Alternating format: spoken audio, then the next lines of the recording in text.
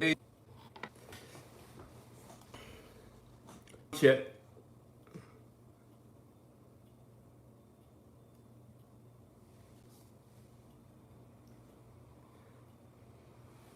I want to do a topic that probably won't make a lot of people happy. Probably not.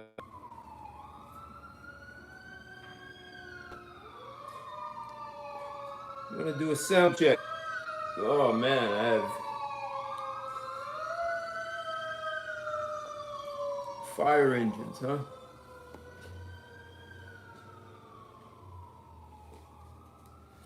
Testing, doing a sound check. Am I coming through clear? Last time I was a little, I wasn't as efficient as reading those messages down in at the bottom screen there. So am I coming through? Can you hear me clearly? Everyone, sound check. Come through. Just want to make sure you can hear me before I get into this. I'm sure a few people are going to be kind of unhappy with this topic, but hey, and I might need to wear some glasses. Had to buy them just to make sure. Coming through good. Thanks, Ben. What's going on, Ben? How are you? Thanks for checking in with me.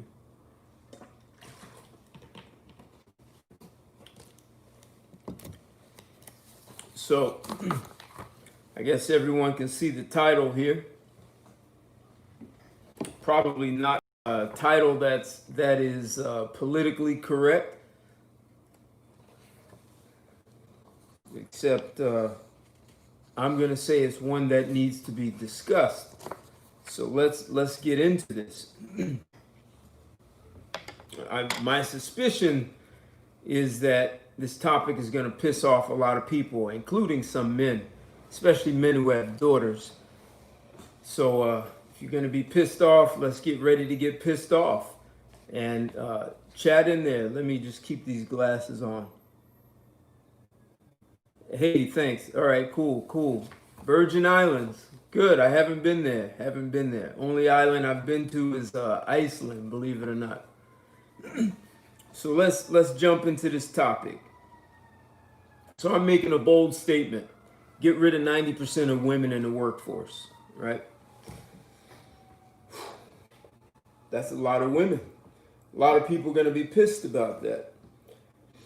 But if you start looking at companies like a team, so everyone understands sports. I don't care if it's the NBA, NFL, NHL, the NBA, even high school teams. Everyone knows about the importance of recruiting. You want to recruit talent, top talent. And when we look at companies, we don't look at companies the same way.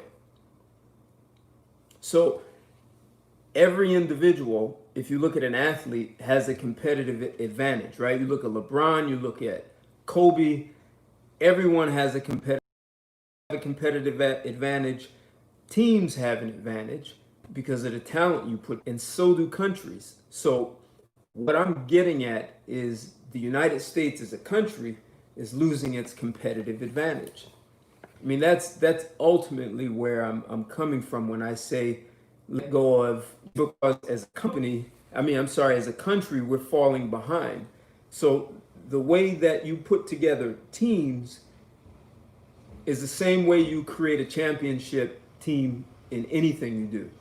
Sports, business, and even an entire country. So even a family, when you're choosing a spouse, you're putting together a team.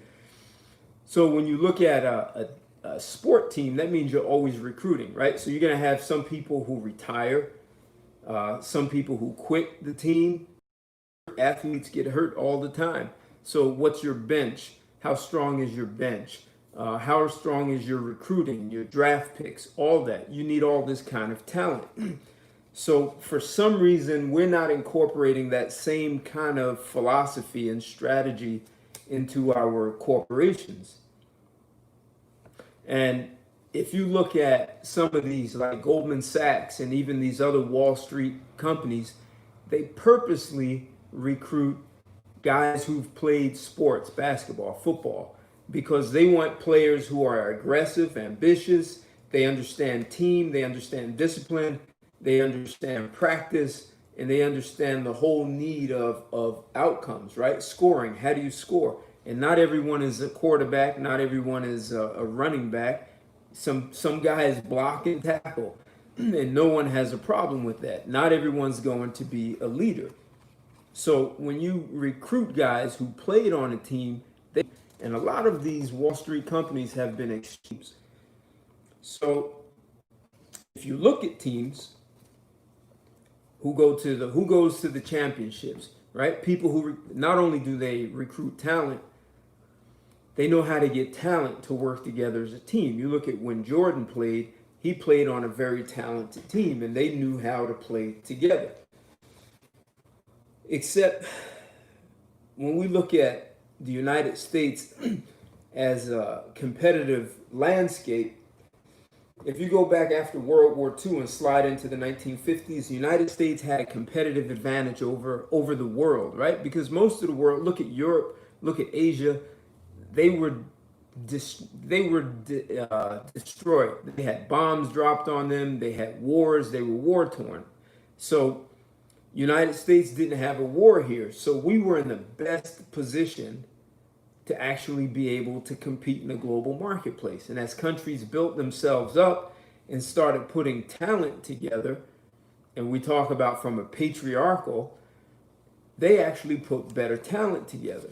But from the 1950s until the 70s, that's when the U.S. started dropping in their ability to produce high-performing talent.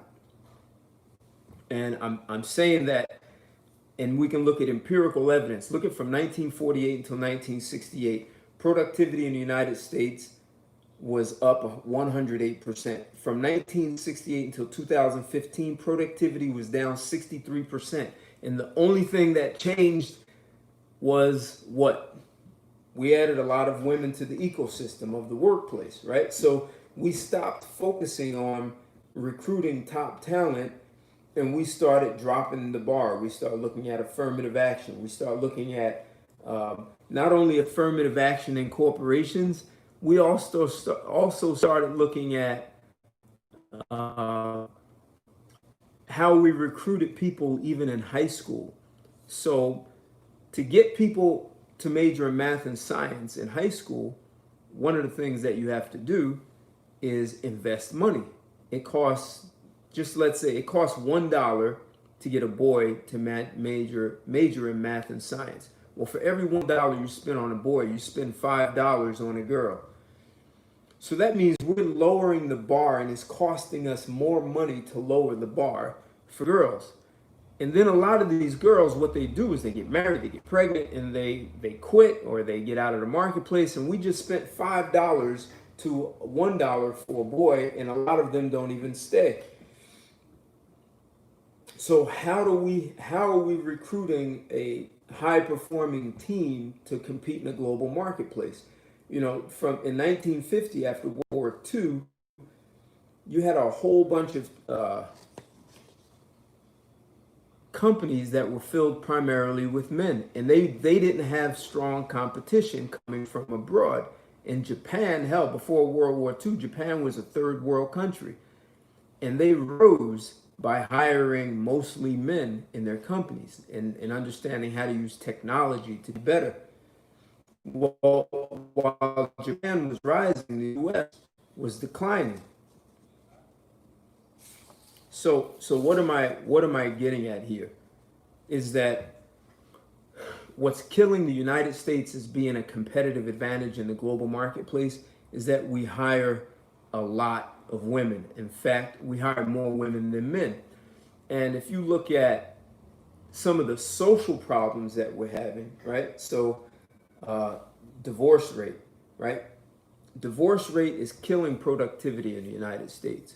It's costing corporations $6 billion in lost productivity every year from divorces. Because, and I spoke about this before, think about it, part of your employee population is headed to divorce, in the middle of a divorce, or just coming out of one. And divorce is distracting. It has the person's mind focused on things that are not in the company's best interest. So corporations are losing productivity. Percent of the time, it's women. And what do women do with this money? Exactly, Skip. Right.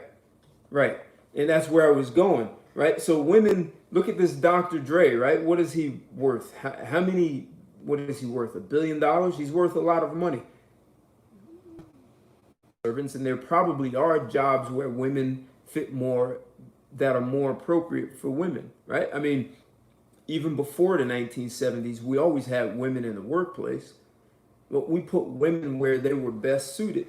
Now we're dropping the bar just so women can fit into the workplace, and that's why I was saying in the beginning, if you want a top performing team, it's all about recruiting talent and recruiting talent that can work with the team. And instead of us recruiting talent, we're looking at, well, how can we get women into the workplace?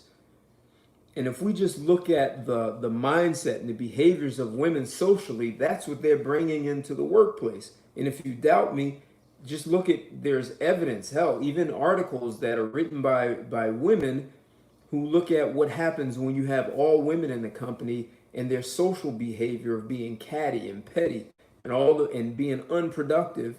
All of that affects, hell, there's an article where the woman actually went bankrupt because the women all wanted high salaries. They argued, they made fun of who was best dressed. All that stuff is not productive. And if you think women are not bringing that into corporations built by men, you need to think about it. And also think about this. Imagine if we started recruiting women into the NFL. What's going to happen to the quality of games? It's going to drop. Hell, women don't want to play with men in areas that are designed for men. NFL, even the baseball, hockey, all of that, those were designed for men to compete with other men. And corporations were also designed for men to compete with other men. By us dropping the bar to let women come in, it would be like letting women into the NFL, and the intensity of the game is going to change. Maybe some guys are not going to hit women as hard as they hit men. Women are not going to run as fast, but we'll drop the bar just like we do in the military so they can join the military. But when a man can run a 4.8 40 and he weighs 320 pounds and he hits you, a lot of women, their bone density is not made for that. Their bone density is not as strong as a man, so they don't have the muscles that men have, at least in a healthy way. And those cats are taking steroids and becoming even stronger. So I'm saying socially, as men, we're allowing certain behavior and then we invite it into corporations, which then drops our competitive advantage. And how do I know that? Well, women don't take the kind of risks that men take. They just don't. And that's showing in corporate America. If you go back to the 1950s, look at AT&T. They were doing tinkering with things like laser technology. There was no proof that it was profitable. There was no proof that you could do anything with it, except look at laser technology and the amount of commercial revenues that are generated from laser, from eye surgery to manufacturing, even to weapons. So just by tinkering, except companies were more profitable because they had much more productivity from a majority male workforce. With 63% drop in productivity, companies don't have the same margins, profit margins, so they have to raise prices. Now you need the demands of two people working. You have more strain on finance. And what does that do? That breeds divorce. And when you breed divorce, well, that emotionally traumatizes the children. So ultimately, just by us, when you look at an ecosystem, exactly, the WNBA is dying out because they don't produce the same results. when it comes to packing the house. And even in sports, they had to rob money from boys' sports just so women, so the girls can play. And it's like that means the boys don't get access to all the resources they need to do the jobs they want to do, even though they're packing the house, and exactly what we're doing in corporate America.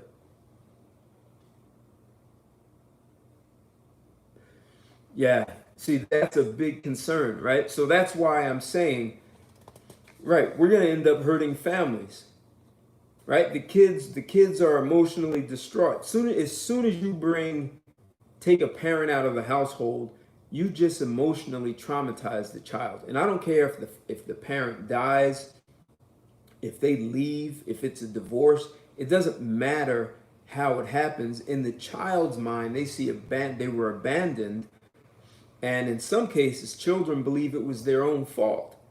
So now you just weaken the pack. So part of the problem is we don't teach girls about real consequences. And I did a video about the 10 ways women sabotage themselves.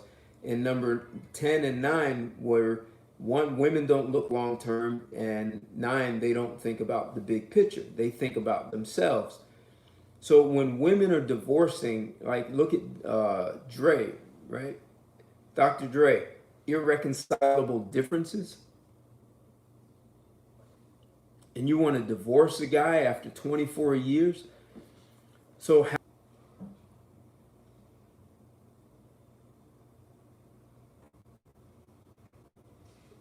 well, take women out of the workplace if you want to have a more... See, you have to think about the global marketplace. China is about to dethrone the U.S. as global leader. And China is not playing the game of lowering the bar so we can have women in the workforce. They put women where they perform best. If they perform well in investment banking, accounting, and finance, those women are in those places. But they put the best person in the best place. And I'll give you an example. The Bank of China, about 10 years ago, they made every single person in the company, including the top person, every person had to apply for their job. And they can do this because of their socio-political structure, right? They say everyone, they didn't fire you. They said you have to apply for your job and you'll be competing against the best person for your job. And a lot of people did not get their job back because they were competing. And China's thought was, instead of us building a bank for China or to compete in Asia, we need people who can compete on a global scale. In the US, we don't think that way. We're thinking in terms of affirmative action. And if we hire, everyone has seen, you hire one woman, what does that woman do? She hires a bunch of other people. A bunch of other women. And you see women who are in leadership positions will tell you straight out of their mouth that they'll hire a woman even if she isn't qualified. They look at her resume and say that this woman's not fully qualified, but I believe she has it in her. That means she's passing over talent just so she can help someone be better.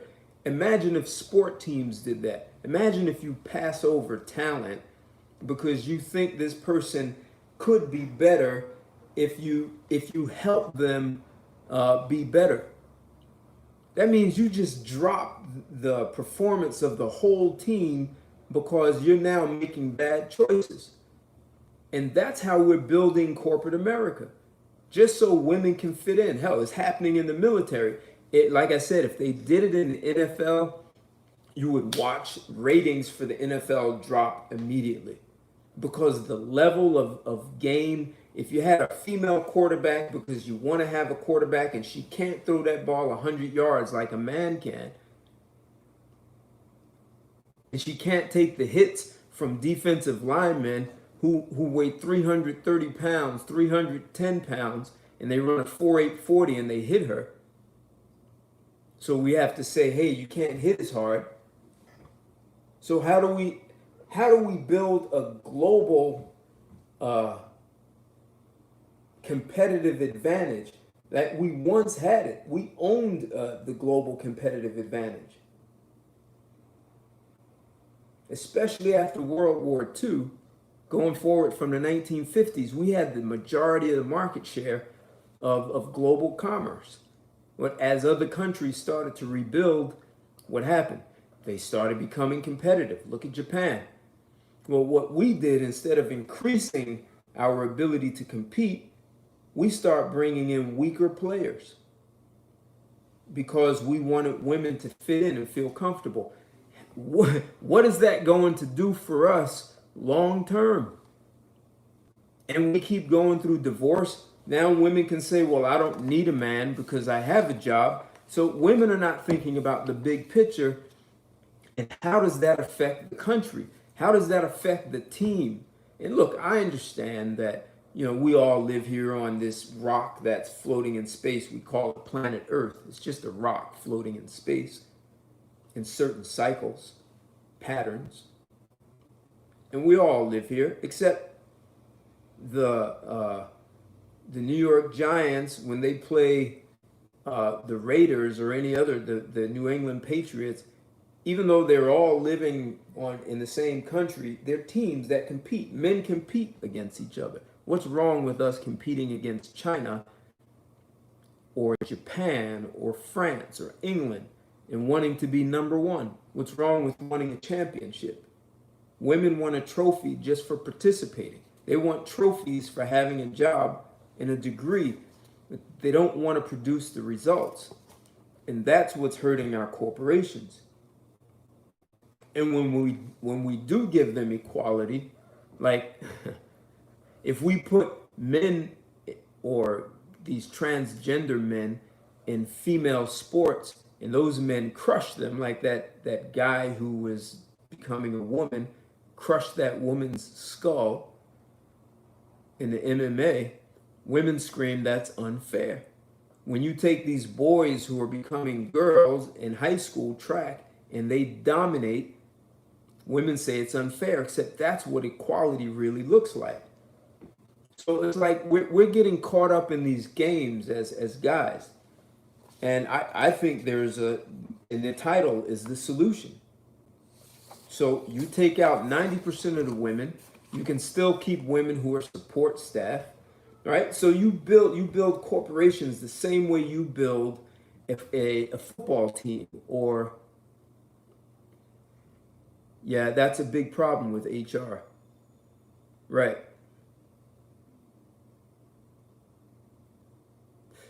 Yeah, exactly. They're letting women infiltrate.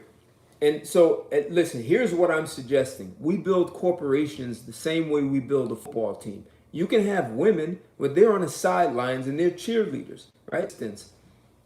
And listen, they have plenty of responsibility and pressure on them.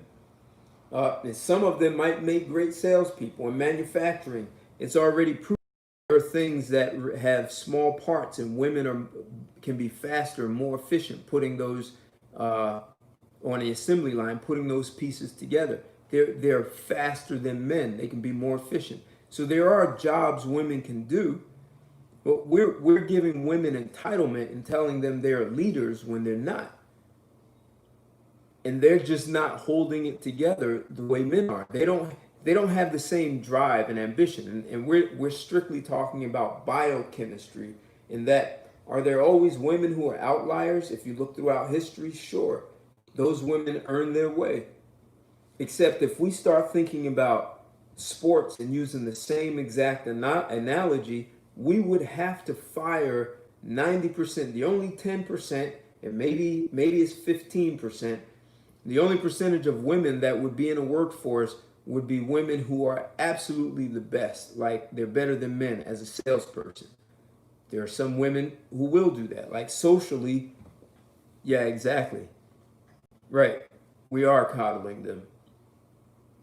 And let me tell you, part of the problem, we've coddled them for so long and we've given them jobs and earned income, and they've showed their asses so much that there are guys now who will say, well, even if you take women out the workforce, who's going to take care of them?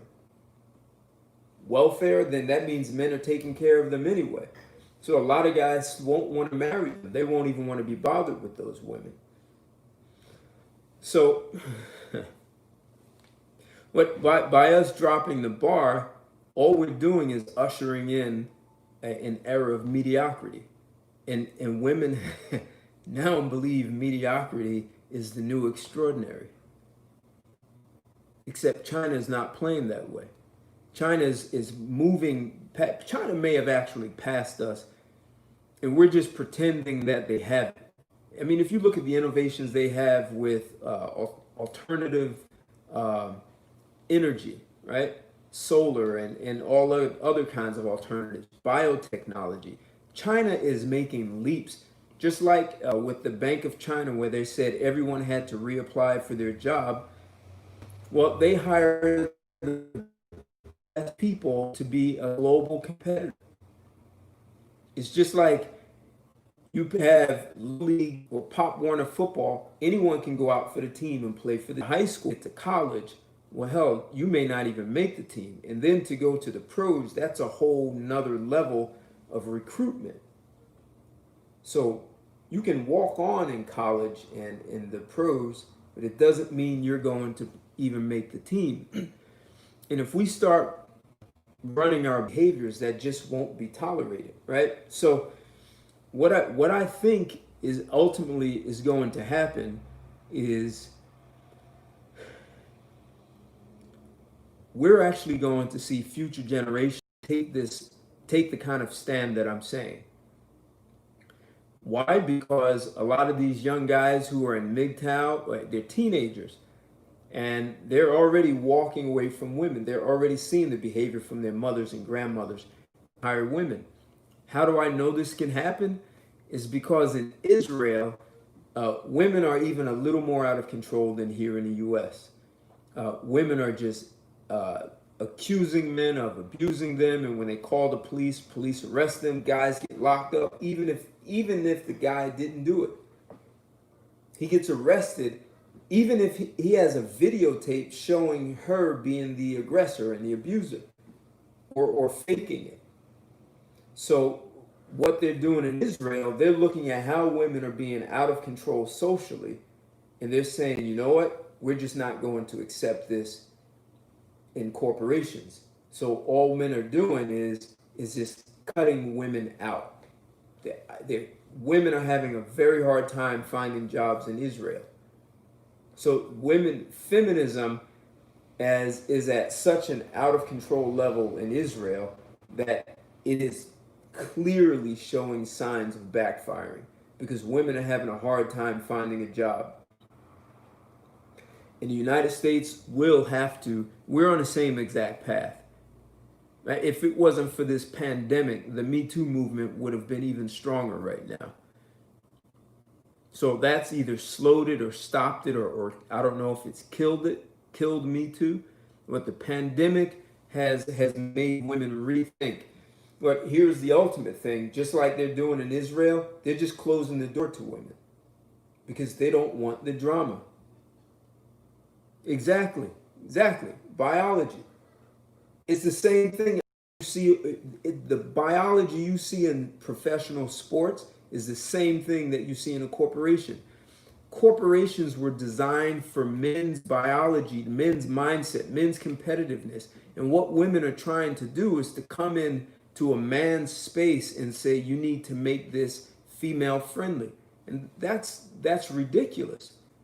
That's what's killing our competitive advantage on a global marketplace. So, see, as men, we have to start looking at women realistically. The reality is women are women. There's nothing wrong with that. We can have great appreciation for the roles women can play. But what we've done is told women that they can be men or better than men, and they haven't produced that. None of the empirical evidence supports that. None of it. And when we give women absolute equality and tell them they have to compete with men at the same exact rate, they cry and they scream that it's unfair and we're being abusive. So I'm saying that we can wait for the next generation of young men to go up into leadership positions and start weaning women out of the workplace. Or we can actually start doing it now. Israel is doing it now. They have slammed doors shut on women. And I think men have done it to some extent in the U.S. If you start looking at Me Too, right? So there are a lot of guys, a lot of women who depend on mentorship from men who are in leadership positions. Well, the men don't want to meet with the women. They don't want to be with them privately in a room alone. They don't want to travel with them out of town. They don't want any of these problems of possibly being accused of inappropriate behavior when it didn't happen. I mean, these guys are losing their jobs, their livelihood. Some of them are losing their families. And women don't seem to care about that. And that's wild, right? There's another thing that's happening, and men, we're enabling it, right? So some guys are saying, well, I have a daughter and I want my daughter to be equal. Like, fellas, stop lying.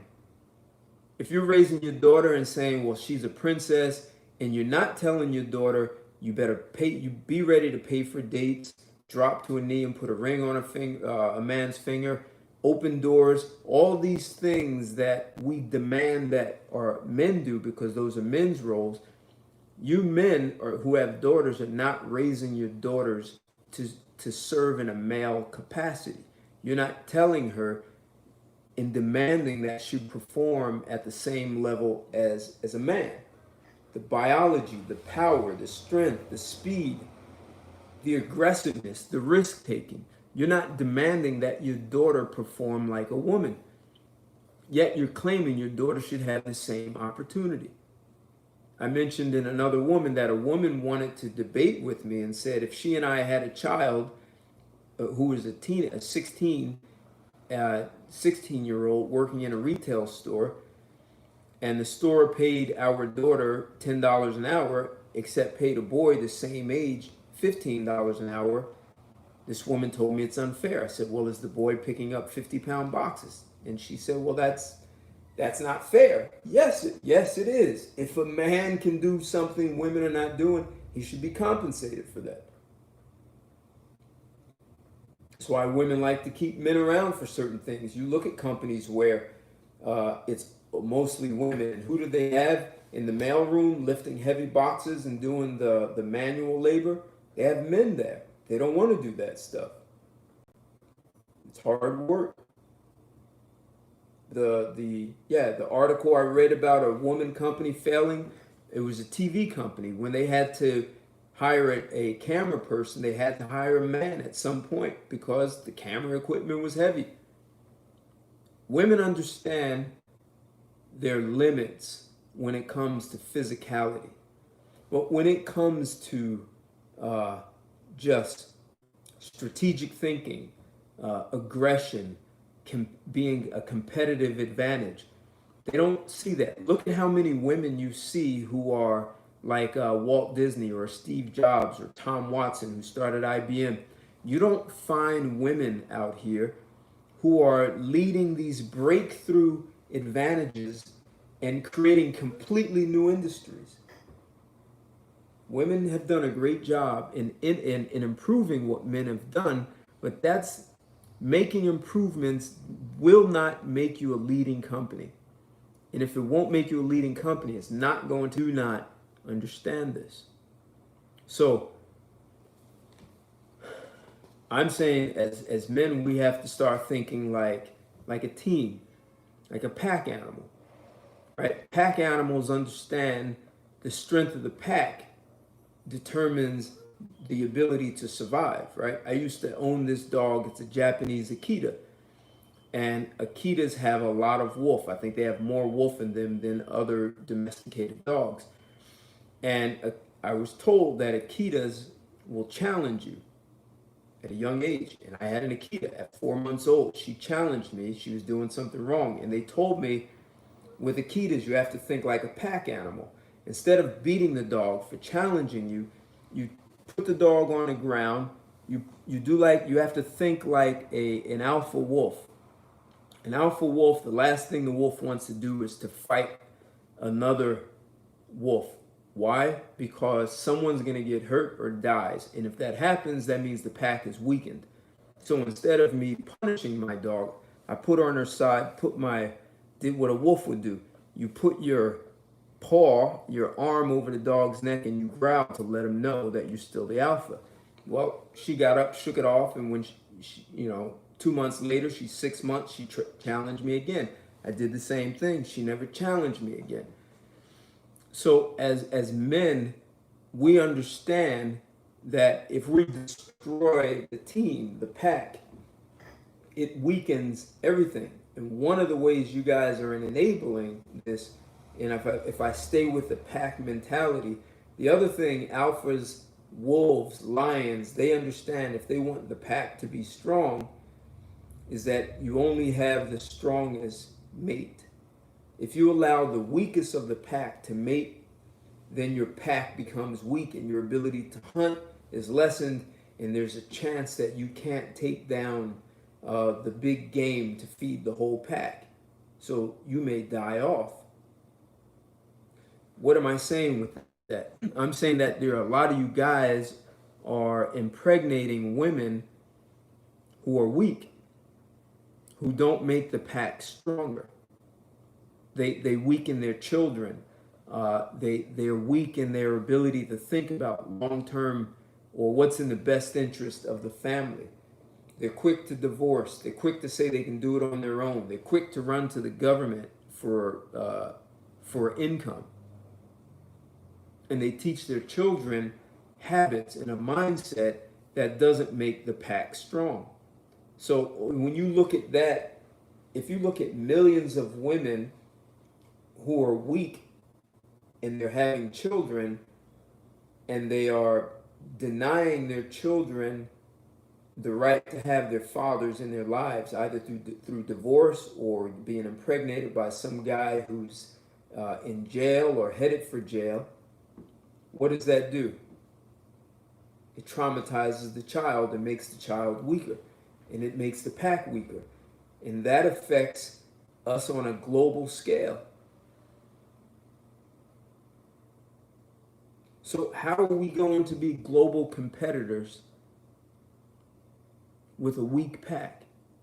If we have women weakening the pack, and they're producing men who are weaker, who then those weaker men go out and impregnate more weak women. And meanwhile, we're watching China grow. Japan, I know Japan has been hurt, but yeah, thanks a lot. I know Japan has been hurt economically. What I'm asking people to do as men is we may say that we're not animals, we are. All humans are mammals and all mammals are animals. And us thinking about the survival of the mammal, of the human being, the human race. I'm not talking about black against white or Asian or any of that. I'm talking about as a nation. We're going to have to weed out the weakest in our corporations. And honestly, that's mostly women. And I'm sorry, guys who have daughters, you're going to have to be realistic about your daughter's ability to compete with other men. Just like you're not going to train your daughter to go out for the NFL because you know at some point she's going to get crushed. You're not going to train her to get in the ring, even with Mike Tyson at his age right now, and he would still crush your daughter.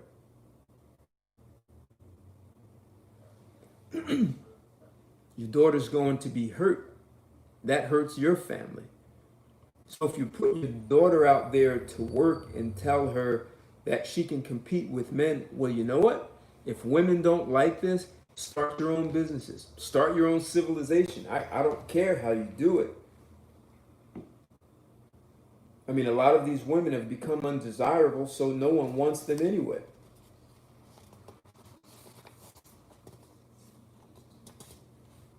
So don't raise daughters who are undesirable.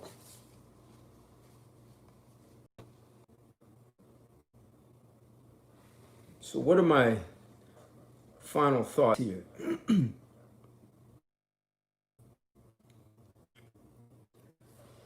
If we're going to remain a competitive nation, we've got to think like a pack. never just one pack of wolves. There's always more than one pack of wolves and more than one den of lions. Hey, thanks a lot, man. Thank you. There's always more than one den of lions. And they don't have to cross paths, right? But they can survive in their ecosystem. The wolves, the lions, even the hyenas, even though the hyenas get in trouble with lions, the wild dogs, look how well they hunt together. What I'm saying is, as men, we need to get back to being men, not being afraid to pound our chest and let our biochemistry, let it rise. We don't tell a guy on a football field to class. We don't tell guys on a football field to stop hitting so hard. We encourage people, we train them to be better. And we invest the resources into the best people that we recruit. So I'm urging, as men in the United States, to recruit the best. Usually it's not going to be a woman. Let's keep the bar so that we can keep our throne on a global marketplace. That's what I'm talking about. Not only keeping our throne on a global marketplace, it's being a perpetual nation that builds wealth and riches for each generation. We're so focused on trying to make everyone equal that we've lost sight. It's like, imagine you have a football team and you try to make everyone like your best running back or your best linebacker. That's not how teams are built. I mean, if you tried to make the cheerleaders as good as the football team, then you'd have to lower the bar so the cheerleaders can compete on the field. And then your team, your football team, is not going to the Super Bowl. They're going to get crushed. And we're already showing signs of getting crushed. So we have too many unemployed men, and that's creating unrest. It's going to have us headed for anarchy. The women are going to have to think about what's in the best interest for the nation, for the team. We're going to have to start closing doors just like they're doing in Israel. And if you want to know about what's happening in Israel, I have a link in the description for the video about what's happening in Israel. So you can check that out and see it for yourselves. But Israeli women are out of control. They are in the U.S. This pandemic has slowed them down. Guys, think about your sons and your sons' ability to be able to lead and have a happy, healthy life. If we put 90% of women in a workplace, that means they're going to be a whole bunch of men on drugs and in jail because women are not going to marry them. So I'm urging you to do what's in the best interest of the nation, of the pack, of the team. And it means 85 to 90% of the women have to leave the workforce. I love seeing your thoughts. Hey, share this video. Subscribe to my channel. Thank you for everything, the comments that I've seen. And if you have any other suggestions for topics, love to hear them. And until next time, thank you. And I have my glasses so I can read all the comments now. I don't have to strain my eyes anymore. Until next time, thanks a lot, and talk to you soon.